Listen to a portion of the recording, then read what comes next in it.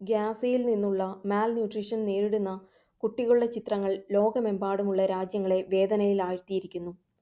France, UK, Canada എന്നീ രാജ്യങ്ങൾ പലസ്തീനെ സെപ്റ്റംബറിൽ അംഗീകരിക്കും എന്ന് പ്രഖ്യാപിച്ചിട്ടുണ്ട്.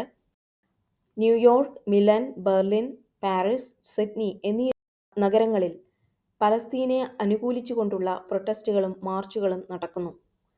ഓഗസ്റ്റ് 24-ന് മൈക്ക് ഹക്കബി, US അംബാസഡറായ മൈക്ക് ഹക്കബി ഷെയർ ചെയ്ത ഒരു പോസ്റ്റാണ് ഇത്. അതായത് അതിൽ പറയുന്നത് ഇപ്രകാരമാണ്: US ആവശ്യത്തിന് ഭക്ഷണം നൽകുന്നുണ്ടെന്നും യുണൈറ്റഡ് നേഷൻസിൻ്റെ ട്രക്സും ആവശ്യത്തിന് ഭക്ഷണവും ഗ്യാസയിൽ എത്തുന്നുണ്ട് എന്നും ഒന്നുകിൽ അത് ചീഞ്ഞു പോവുകയാണെന്നും അല്ലെങ്കിൽ ഹമാസ് അത് എടുക്കുകയാണെന്നും ഈ പോസ്റ്റിലൂടെ അദ്ദേഹം പറയുന്നു.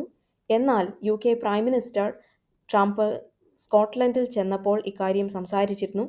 ട്രംപ് ഗ്യാസയിലെ കുട്ടികളുടെ അവസ്ഥ മോശമാണെന്നും വേണ്ടത് ചെയ്യുമെന്നും പറഞ്ഞിരുന്നു.